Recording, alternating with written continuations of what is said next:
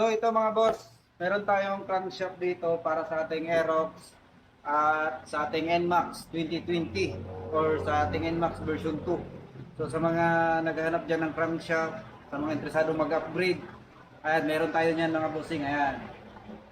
So ito, yung crankshaft natin is naka plus 2 mm, tapos yung rod nito is 97 plus 2 mm, tapos total stroke nito is 4 mm mga bossing.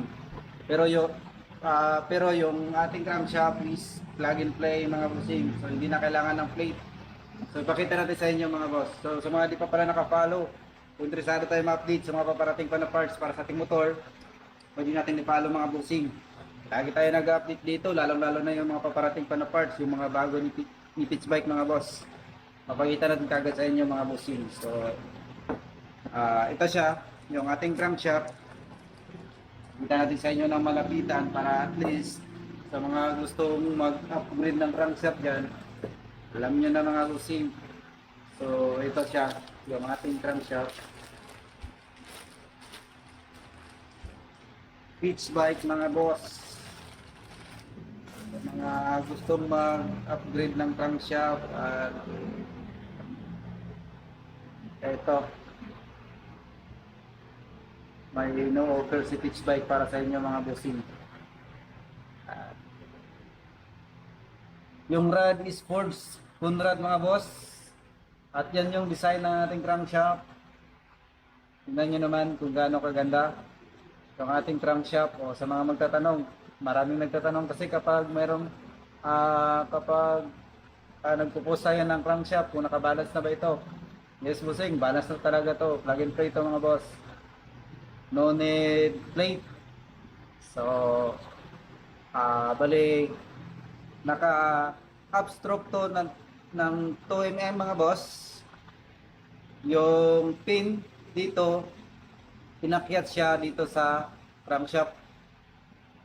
So alam niyo naman siguro niyan mga boss, naka upstroke ng 2 mm, tapos downstroke nito is 2 mm din mga boss. Total stroke 4 mm mga boss. Plug and play. So sa mga interesado mag crankshaft dyan, ito mga boss, the best. Hindi halata na naka crankshaft na pala tayo kasi walang plate. So ayan, Pitch Bike yan mga bossing. Ayan, Pitch Bike yan. So para sa ating Aerox NMAX NMAX 2020 mga boss, or yung sa version 2. Ayan. So sa mga naghanap nito sa NMAX version 1, siyempre meron din tayo na available mga bossing. Ayan, Pitch Bike. So sa mga magtatanong kung saan yung location namin, lalagay ko na lang sa ating comment section mga boss. Pwede nyo puntahan. Lahat ng location ng branch, ilalagay ko sa ating comment section mga boss. So ayan yung ating crankshaft mga boss. So sa mga interesado dyan, ito siya.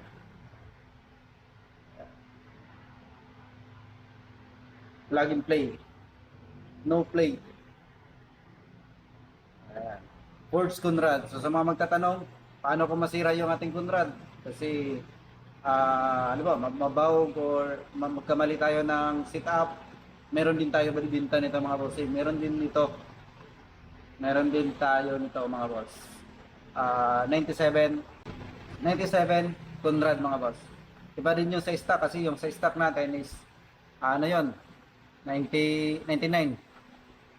So ito kasi yung rod natin is ano lang to, 97. So ayan mga bossing, sa mga interesado dyan, ito siya.